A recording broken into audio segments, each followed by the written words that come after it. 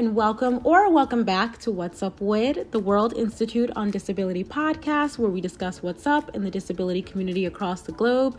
If you're new here, I'm your host, Ashley Nkumsa, and on today's episode, I'm sharing an awesome conversation that I had with the wonderful Rebecca Alexander. If you're not already familiar with Rebecca, she's an award-winning author, psychotherapist, keynote speaker, fitness instructor, athlete, and disability advocate. She's also a member of the deafblind community, and it was such a pleasure to speak with Rebecca about her experiences living with Usher syndrome, why accessibility is so important, disability representation, and the film being developed about her life for Netflix, as well as the documentary film American Masters, Becoming Helen Keller, that Rebecca recently narrated. It was an incredible conversation, and I hope that you enjoy it. Thank you so much for joining me for today's episode of What's Up WID, Rebecca. You narrated the film American Masters, Becoming Helen Keller, which chronicles the life of Helen Keller. While many people may not be aware, Helen Keller was actually quite radical for her time period, and she was quite the social justice activist in her own right. Can you please give us a brief synopsis about the film, and can you explain to us why Helen Keller's work is more relevant than ever in today's climate of social justice? Sure. So what's interesting is that, when we think about Helen Keller, if you ask anyone, they'll say, oh, yeah, I know about Helen Keller. I read The Miracle Worker in second grade. And for second graders, when you think about what they can sort of comprehend and what sort of the purpose of learning about Helen Keller in the second grade is, it's about essentially a woman who had no vision or hearing, how she was able to access language, and her famous connection and relationship with Annie Sullivan, and how Annie Sullivan famously brought her world to life by bringing her hands underwater at the water pump and signing in tactile sign into her hands water, and sort of making that connection. And that's sort of where the story ends, right? And what we don't know, or what we don't generally learn about, is that Helen Keller was absolutely incredibly progressive.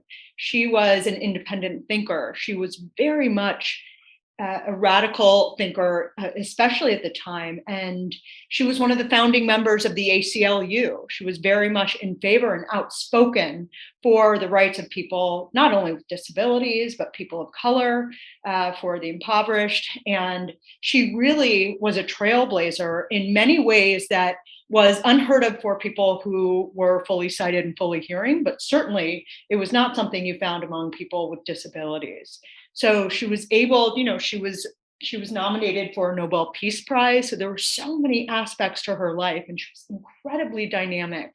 And those are the things that we never really learned about when we were growing up, especially in the school system, which is a whole other conversation. But definitely, this is finally being able to tell more about her incredibly dynamic and complicated life and history. And it's also in a fully accessible format.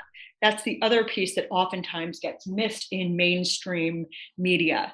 We don't have fully accessible content so that people, not only who are fully sighted and fully hearing or without disabilities, can access it, but also people who are either low vision or blind, deaf or hard of hearing can access it as well. Mm-hmm. Yeah. And I'm curious to hear what made you hop on board to narrate the film. Sure. So, it's interesting. The American Foundation for the Blind awarded me with the Helen Keller Achievement Award in 2016. And so I assume that PBS found me that way, but they approached me. And when I had an email from PBS and they said that they were doing a project and they were interested in whether I might want to participate, I thought to myself, it's definitely something about Helen Keller. And of course it was, but I was delighted that they reached out. And it wasn't actually until my own receiving of that award, of the Helen Keller Achievement Award, that I said to myself, I really need to do some deep research on who this woman was, on why I'm receiving this award. Like, why would I be selected for this? And so to find these similarities between me and Helen Keller, we are obviously decades apart. I'm 42 now, so we have lived very different lives in very different times. And yet there are a lot of similarities in terms of the type of work and the type of social justice we both advocate for.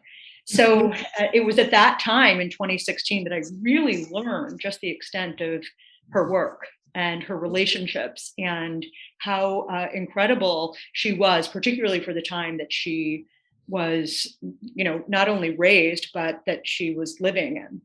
Yep, exactly. Yeah, she was quite the radical person for her time. And I feel that that is very overlooked by many people. I know myself, I did a deep dive into her life and I found out a lot of things that I was previously unaware of too. So that's pretty awesome that you got to be a part of this film. And where can people watch this documentary? So if you go to the pbs.org website, they do have full access to it for streaming. And I believe that you can find it on 13.org or pbs.org. Yeah, we'd also hosted a live screening and a Q&A session actually for the film as well last month. But if you weren't able to attend that, thank you, by the way, to all of those who attended our screening last month. And if you weren't able to attend that, though, you can log on to pbs.org/American Masters and stream it over there. You started to touch on this. You're quite the social justice activist yourself. Similarly to Helen Keller, you're also a member of the deafblind community, and you've committed yourself to advocating for the disability community. Can you tell us a little bit about your story and your experiences growing up with Usher syndrome? Sure. So my form of deafblindness is quite different than what Helen Keller's was. I was very fortunate that I did not go deaf and blind until much later in my life, at least comparatively. I have Usher syndrome, which is the leading genetic cause of deaf blindness in the US and around the world. It is a rare disease. It's an orphan disease, which means that there are much fewer people affected by it than something like Alzheimer's or breast cancer, for instance. So that means that there are fewer research dollars when it goes into looking into finding treatment for it. But Usher syndrome comes in three different types. I have type 3. So a person with Usher syndrome type 1 is born completely deaf and is progressively losing their vision. Their vision loss tends to have a more rapid decline. A person with Usher syndrome type 2 is born with a set amount of hearing loss and is progressively losing their vision. They tend to lose more hearing later on in life. And a person with Usher syndrome type 3, what I have, experiences the mildest onset of both progressive vision and hearing loss. So when I was younger, I had what was known as a cookie bite of hearing loss. We thought it was from having frequent ear infections. And it wasn't until I was about 18 or 19 that I experienced a big dip in my hearing. I had tinnitus or ringing in my ears. And that was when I really fully started wearing hearing aids. And over about a 10-year period, I progressively lost enough hearing that decided to become cochlear implanted in my right ear first and then in my left ear. So without my cochlear implants, I am fully deaf. I am fluent in sign language and also tactile sign language, which is the language of the deafblind. I learned sign language in college and tactile sign language later after going through my rehabilitation mobility training through the Helen Keller National Center. And I have found that as my vision and my hearing loss has progressed, that using sign language and tactile sign language has been tremendously helpful for me in accessing information, no matter what the environment is. My vision now, a normally sighted person has about 180 degrees of vision when looking straight ahead, and I have about 10 degrees of my central most vision. So I use a cane to navigate the world. But so for me, I was raised in Oakland, California, a very progressive part of the country. And I was raised by a grandmother and parents who were very active in the community. I was taught, on all of the holidays, but also during the year, that being an active participant in your community and helping those who were less fortunate was not just something that you do for the greater good. It was something you did because it was your responsibility. And this was before even my disabilities had progressed significantly. So I was very active in the HIV/AIDS community, delivering meals to people living with HIV and AIDS in the early 90s, when it was really an epidemic, particularly in the San Francisco Bay Area. My father actually was able to represent a man named Kevin Cooper, who is wrongfully convicted and still living on death row.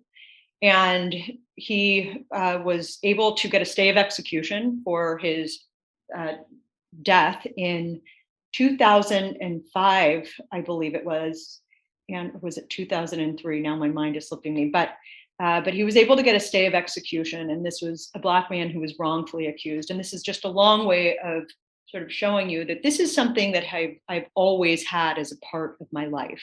Being surrounded by people who believe in doing what's right for others and using your voice, not just to speak up for yourself, but to speak up for what is right and for injustice. I do a lot of work in terms of accessibility. There is so much work that still needs to be done. We live in a very digital time now. And so there are a lot of websites, podcasts that are not accessible. There are not transcripts provided. There are not accessible features to be able to access, whether it's video content. So there's a lot of work to be done that we continue to work on in order to continue the legacy that Helen Keller started so many years ago. Mm-hmm. Absolutely. And yeah, you already touched on my next question, which was about accessibility. And you're so right. There's so many podcasts that are not available with transcripts. We're happy to say that this podcast is available with transcripts, and we also have American Sign Language versions as well, which is awesome. So accessibility, though, is something that's so important. And why do you think that it's so important that businesses and the media prioritize accessibility? Why does it matter so much? Well, here's what's interesting, that so much of technology and innovation actually started from the disability community. Because when you are a person living with a disability, it means that in general, things are not accessible for you. And so you have to be the one to pioneer the way towards accessibility. You have to be the one to figure out how to make content and information accessible, and then approach, whether it's a company or whether it's any organization, to say, this is how you can make the information you provide to the general public accessible. And so what's interesting is that, people with disabilities are incredibly innovative.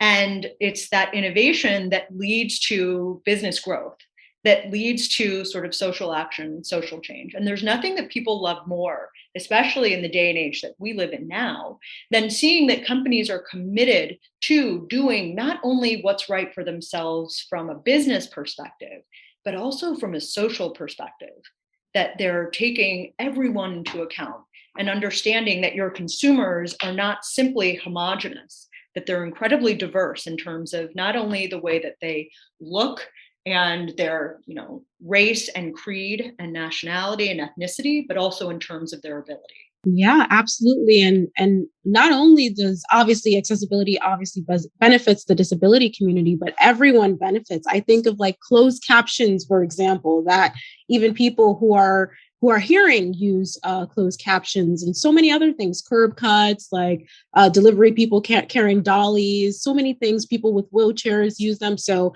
everyone benefits when we have that universal design and universal accessibility. So it's something that's so important that I wish that businesses would prioritize more, but we're getting there. I can see that we're getting there, and it's so amazing to see so many businesses commit to it. It's awesome. Mm-hmm. My name is Reggie Johnson, and I am the Senior Director and Head of Marketing for the World Institute on Disability, or WID. We are a very passionate, dedicated staff that advocates policies and develops programs and services that serve the needs of over 1 billion people with disabilities in the U.S. and around the globe. We've started our end-of-the-year fundraising campaign, and I'm asking for your support. Now, you're probably asking yourself, why should I give to WID? Well, I'd like to share with you 3 reasons why. First, we help organizations achieve greater access and accessibility of their products and services for people with disabilities, because we believe that greater access and accessibility benefits everyone.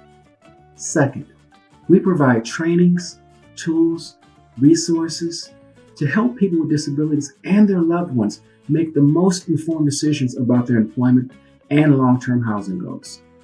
And third, it's no longer if a disaster happens, but when is the next natural disaster going to occur? Whether it's a flood, tornado, earthquake, wildfire, or ice storm, we provide disaster preparedness and resilience trainings, and help accelerate assistance and resources to disability-led organizations in impacted areas, both during and after a disaster. Your financial support helps us continue to do this work. Please consider a financial contribution, as your support would truly be appreciated.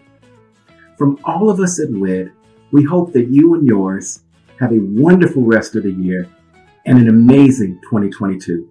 Thanks. Support WID today by visiting www.wid.org/donate. And your memoir, I want to talk about your memoir, Not Fade Away. Mm-hmm. It's going to be the subject of a major motion picture that's going to be produced by, I believe, John Krasinski is producing it and David O. Russell for Netflix. Yeah. And disability representation in the media has been so notoriously lacking for decades upon decades, or inaccurate, or just basically non-existent. So why do you think it's so important for people with disabilities to tell their own stories, to have them portrayed accurately? You know, it's interesting because this has been a huge part of this process.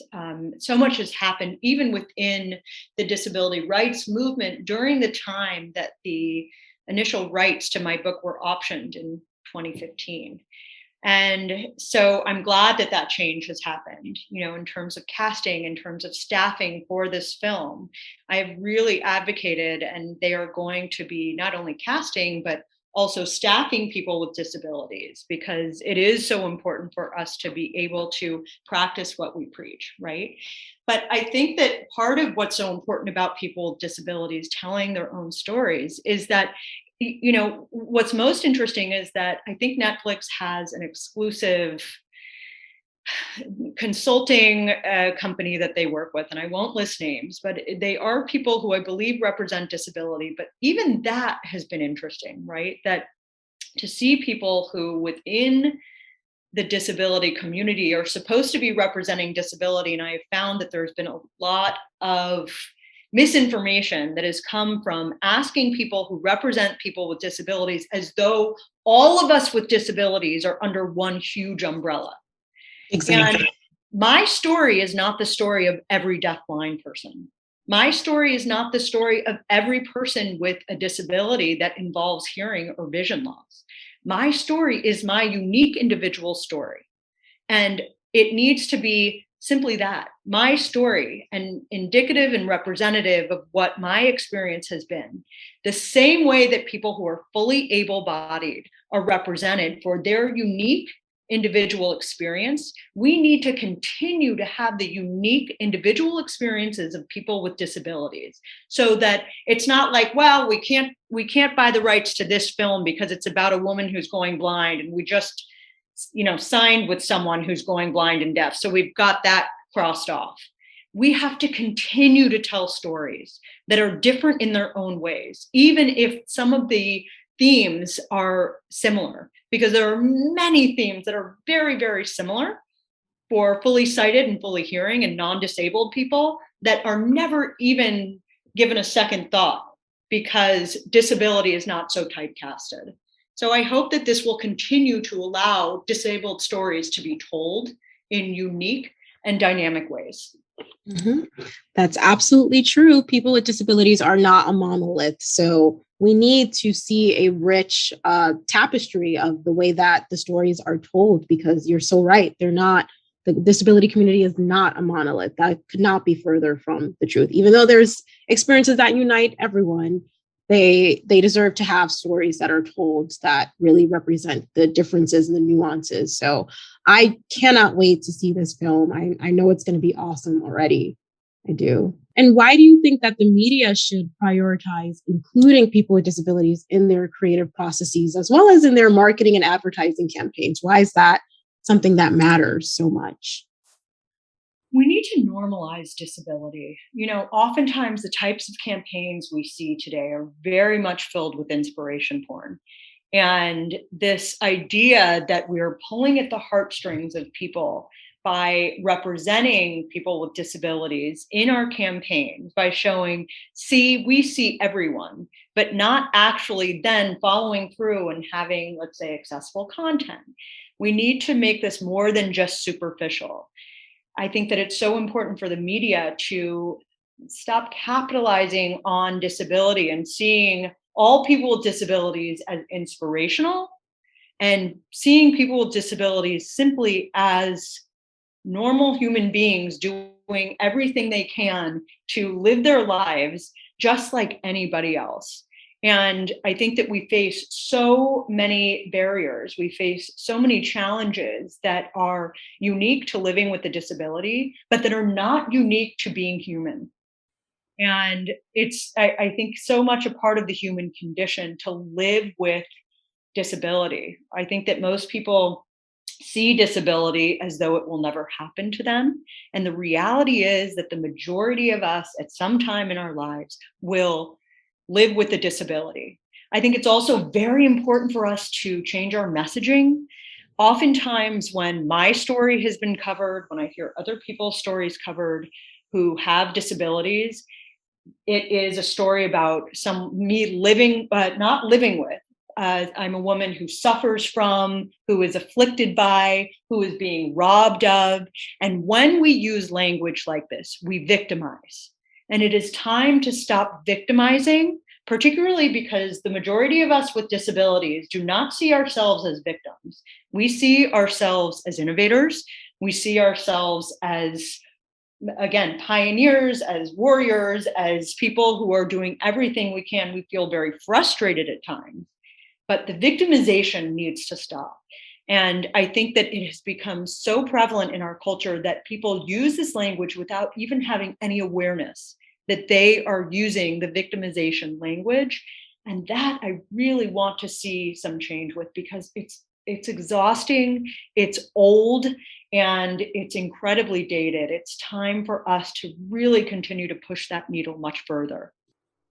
Yes, exactly. I think ableism is so deeply entrenched into our lexicon and into our society that we use these ableist phrases such as suffered from or confined to a wheelchair, or like whatever the case may be. And some people do it and they're well-meaning. They don't mean to be ableist, but they just don't know any better. So how do we begin to dismantle that ableism and kind of like teach the people who don't know any better? How do we start to have those kinds of conversations with non-disabled people who want to be allies? What do you think we can do? You know, it's a really good question. I mean, I'm in the process of really working hard to try to even contract with a major company that in the fitness industry. And again, without naming names, I'm fighting against this being typecasted, being sort of, them thinking of me, well, how do we, they've now hired somebody else with a disability, very different than the disability that I have, someone who I believe is an amputee. And so they're thinking, well, maybe we can have you teach classes. And when you teach classes, you're, using ASL. Well, I'm not going to use ASL. I'll have an interpreter maybe, but if I'm speaking English, I can't be using ASL at the same time. I can be doing sign support. But so, I think that we have companies right now have this checklist of needing to have their people of color, of needing to have their people who represent each sort of category, as though it's something they're doing to cover their bases, to keep themselves from facing a lawsuit, as opposed to really understanding that disability and difference is not something that we have to just put out there to cover our bases. It's something we have to put out there so that people who are like us, that is someone with a disability or somebody who comes from any type of background, feels like they're being seen, like they're being represented. And that, I think, is what's most frustrating, is that you have to constantly teach people that whatever their views are around disability, that it is just that, it's their view. And it's a very narrow-minded and very unilateral, a minimal view of what it means to be someone with a disability. We have to stop typecasting, and we have to start opening our minds to possibility. Absolutely. That's where allyship starts, is when we start trying to understand one another and kind of taking yourself and understanding, like how you said earlier, that if you live long enough, disability will happen to you. So it really does kind of transcend and intersect across all of our livelihoods. So it's something that everyone should care about and advocate for, is disability justice and disability rights. So yes, I absolutely agree with you. And as someone who with a disability who works tirelessly within so many different communities and fields, you're an author, you're a psychotherapist, a fitness instructor, and a disability rights activist and an athlete. Why is it so important that people with disabilities have access to employment and independent living and economic empowerment? Why do you think that's such an important thing to have? I think that confidence is built on being able to know that you are, again, recognized and seen and supported to be able to live independently based on what your needs are. So people who, who are fully able-bodied and end up being able to take that natural or sort of very, quote, normal trajectory of moving ahead with their lives and moving out of their homes with, their caregivers, their parents, whomever. The reason why they're able to do that is because they live in a system that is set up for them. And it's not that people with disabilities aren't able to develop or have independence. It's that they don't have the resources or the ability to live independently because they live in communities or in a society where the types of services that they need are not available. And these aren't services that are so above and beyond the realm of possibility. They're simply needed for the ability for us to all work together communally. Communities that really thrive are the ones that are interdependent, not the ones that have independence. Interdependency, that is being able to help others, being able to acknowledge your need for help, being able to ask for help. Those are all the fundamental principles to living in a highly functional and successful community. And that's what we need to be able to teach. That if somebody has needs, that we're able to meet them, not because they're needy, because this is simply a right that they have to be able to develop that independence. And when we allow them those resources, they become much less dependent upon the government. They're able to develop the confidence and be able to sustain themselves, not only professionally, but economically and socially in a way that brings everybody further in terms of our society. Yes, absolutely. I could not have said that better. That is absolutely true.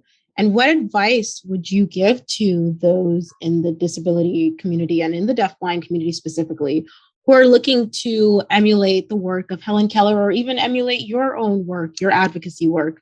What advice would you give to them on how they can kind of start to put themselves onto that trajectory? Sure. So I assume that anything I do and ask for, or anyone that I meet, I assume that the first answer I'm going to get is no. And I generally am met with no. Because people don't like what they're not familiar with. They don't like change. They don't like things that they don't know. And they don't like what they believe is to be an inconvenience. So I say that when you get your first no, that's your first, I need to keep pushing forward. No to me really has no real value. No to me is somebody else's projection of their fear of change and their fear of the unknown, as opposed to a full official no, and now that's it, I tried and I need to throw my hands up. So I think that people with disabilities, unfortunately, need to be prepared to hear the words no. You need to have a tremendous amount of patience, and you need to be able to continue to push forward. And, when you hear no from someone, you want to make sure that you figure out who the next person is, either above that person to go to be able to voice your concerns or your needs. I think that you have to always expect that you're going to hear no. And when you hear yes, or when you hear let's discuss it, it is your first response is always going to be to expect to hear a no that you may be so incredibly surprised you will just not even know what to say. But I do think that no is oftentimes the first answer you will get. And it's very unfortunate, but it's a reality. And it is not your stop. It is only the beginning of needing to continue pushing forward. Yep, I totally agree with that. I really do live by this idea that I don't believe in like failures. I believe that every time that you hear no, or that you perceive that you failed at something, you didn't get the opportunity that you thought that you wanted, that it's just a learning lesson, it's just a lesson for you to take along the way and say, okay, well, this is how I'm going to do it differently the next time. So yeah, I don't even believe in the word no or like failing. I think that every opportunity is a chance to learn and to grow. So that's fantastic advice for sure. And is there anything that I haven't asked you that you would like to share with our audience about anything that you're currently working on, or any other advice that you'd like to dish out to our audience? I think that it's important particularly for people with disabilities, if there are any companies that you are trying to access online, if you're trying to access fitness programming like through Peloton or through any of these online streaming that are not accessible to you, write to them, write to their customer service, write to their infos. The more voices that are heard from the general public, the more they're going to be inclined to create change. If it's just one squeaky wheel, as they call it, then all they want to do is try to figure out, how do I appease this person and say, yes, we're working on it. We need to have our voices heard. And I know how exhausting and frustrating it is to constantly feel like you're going up against a brick wall. But I promise you that brick wall does start to crack if you keep using that little pick of yours. So make sure that you keep using your voice. I try to, on a daily basis, reach out to 2 different places when I receive or when I try to access something that's inaccessible. So definitely use your voice, because we are many and we need to speak up for not what our privileges are. These are our rights. And that, I think, is most important. And I also want people to know that they're not alone. Living with a disability can at times feel incredibly isolating. But I promise you that you are not alone, that the frustration that you feel, that the anger, that sometimes the sadness, and it can be incredibly overwhelming. But I think one of the other things within the disability community is that we are incredibly humorous. Some of the funniest people I know are people with disabilities. Our disabilities make us incredibly resilient. They force us to have to use humor to deal with impossible situations. So I do think it's important for people to remember that having a disability oftentimes is not the bane of your existence. It is the source of your humor. Yeah, I think that you touched on a couple really great points, in that, the age that we live in, the social media, digital age that we live in, of course, it has a lot of problems, a lot of perils. However, I do believe that social media has given people agency. It's allowed marginalized communities, such as the disability community, to be able to voice their opinions and share, when they're discontent about something. So I think, if anything, that we can be grateful for our current digital age is that agency that social media has given us, where, yeah, you can call out that organization for being inaccessible and you can have your voice heard, and the playing field is kind of leveled in that kind of way. So I love that we live in the digital age that we live in. And you're 100% right. The disability community is 1.3 billion people. At least 1.3 billion people are disabled. So no one is isolated in their experiences. There's a whole community of people who share experiences, but also, as we mentioned earlier, have different nuanced experiences that are individual to their own lives. So yeah, I think we all need to just mobilize with one another. And that's how we're going to create change and move the needle forward,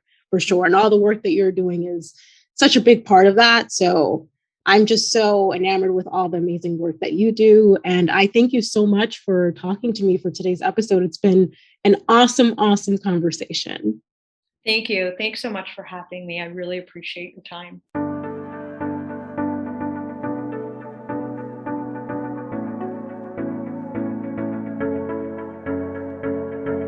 Thank you so much to Rebecca for chatting with me about her experiences and about why disability representation and accessibility are such integral components of dismantling ableism. It was also great to chat with her about the Becoming Helen Keller film that I know that you all will absolutely love, and you can check out at pbs.org/American Masters. I want to also thank you at home for tuning in. And as I mentioned earlier, each and every one of our What's Up WID episodes are available with transcripts and American Sign Language on our website at www.wid.org/whats-up-wid. And if you enjoyed today's episode, then you can also show your support by making a donation at www.wid.org/donate so that we can continue to make more great episodes. So thank you again for tuning in, and I can't wait to talk to you again on the next episode of What's Up WID.